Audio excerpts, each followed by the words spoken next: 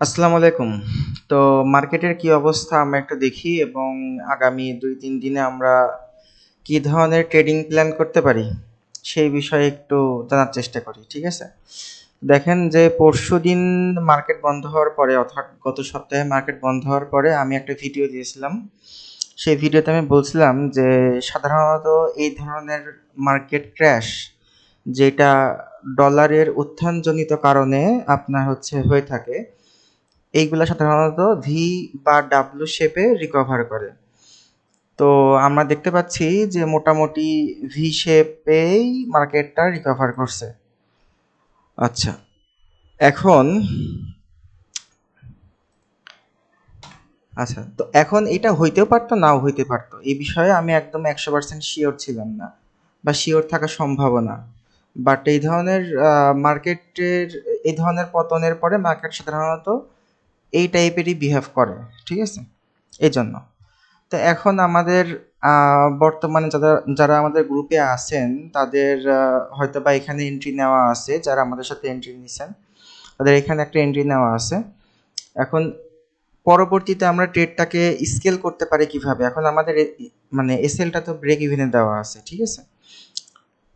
এখন আমি যেটা চাই সেটা হচ্ছে যে আগামী ১-২ দিন মার্কেট লিস্ট আগামী কালকের দিনটা পুরাটুকু মার্কেট এই এরিয়াতে হোল্ড করুক। যদি এই এরিয়াতে হোল্ড করে ১ দিন বা ২ দিন তাহলে সেটা মার্কেটের জন্য হয়তো ভালো দিক হবে। হয়তো ভালো সাইন হবে। তো যেহেতু আমাদের বর্তমানে এন্ট্রিটা স্টপ লস ব্রেক ইভেনে আছে, সুতরাং আমরা এখানে এখন কিছুই করব না। মার্কেট যদি নিচে আসে স্টপ লস নিয়ে নিবে।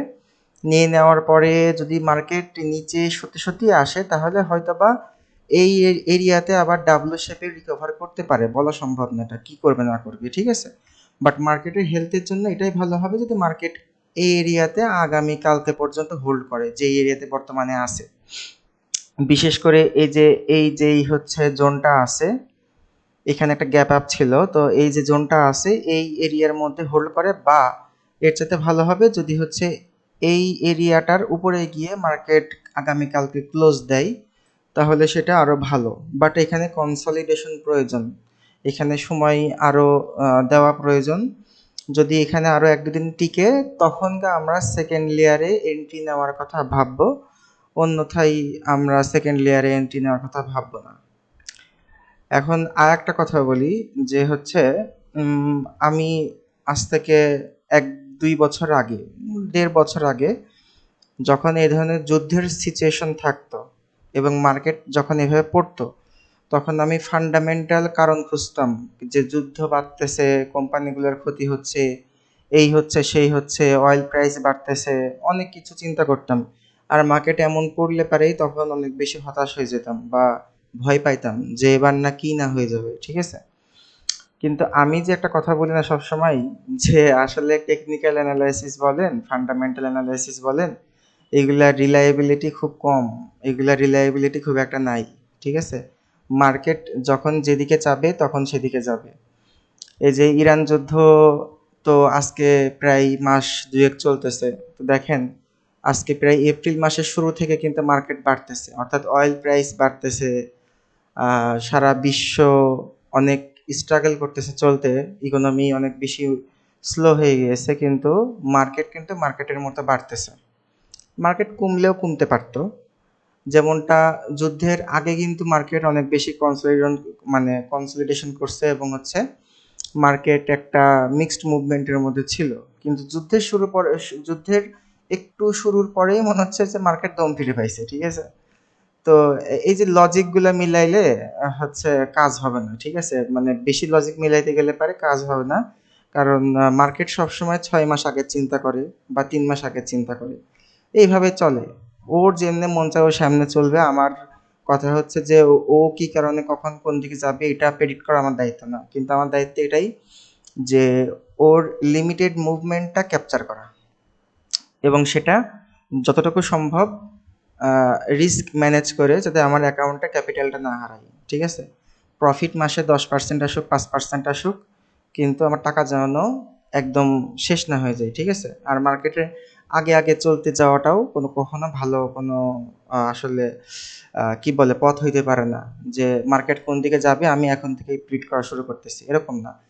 চাইলে দেখেন, আমি যখন বলছিলাম তখন হয়তো বা মার্কেট কিন্তু, যখন আমি বলছিলাম আর কি ভিডিওতে বা গ্রুপে মেসেজ দিয়েছিলাম যে মার্কেট ভি শেপে রিকভার করতে পারে, তখন কিন্তু হচ্ছে আপনার শুক্রবার রাতে কিন্তু মার্কেট কিন্তু এখানে ক্লোজ হয়েছিল।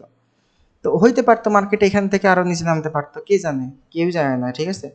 তো যদি এইখানে নিচে আরো নামতো, আজকে যদি দেখতাম যে গ্যাপ ডাউন ওপেন হয়েছে বা নিচে নামতেছে, তাহলে হয়তো এন্ট্রি নিতাম না। আবার আমি কিন্তু কনফিডেন্টলি এইখান থেকেও কিন্তু বাই করি নাই। আগে দেখছি যে হচ্ছে আমার আইডিয়াটা যেটা ভাবছিলাম যে ভি শেপে রিকভার করবে, এটা মানে মার্কেট সঠিক প্রমাণ করতেছি কিনা, তো মার্কেট একটু সঠিক প্রমাণ করার পরে তারপরে গিয়েই আমি হচ্ছে এন্ট্রি নিছি, অর্থাৎ মার্কেট যেদিকে যাচ্ছে মার্কেটের পিছন পিছন চলার চেষ্টা, ঠিক আছে, এর বাইরে কিছু না।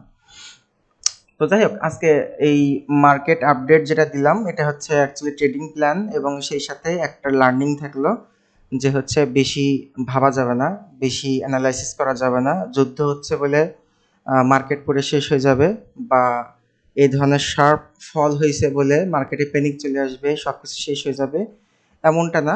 মার্কেট যখন যেদিকে যাবে সেদিকে পিছন পিছন চলতে হবে। আপনার ধারণা সঠিক বা ভুল যাই হোক না কেন, আপনাকে সবসময় এটা মানতে হবে যে মার্কেটই সঠিক, ঠিক আছে। তো ভিডিও এটুকুই, সবাই ভালো থাকবেন। আর যদি ভিডিওগুলা ভালো লাগে, উপকারে আসে বলে মনে হয়, তাহলে পারে একটু কমেন্ট করে জানাবেন বা লাইক দিবেন, না হলে তো ভিডিও বানানোর খুব একটা মোটিভেশন পাওয়া যায় না, ঠিক আছে না। আল্লাহ হাফিজ।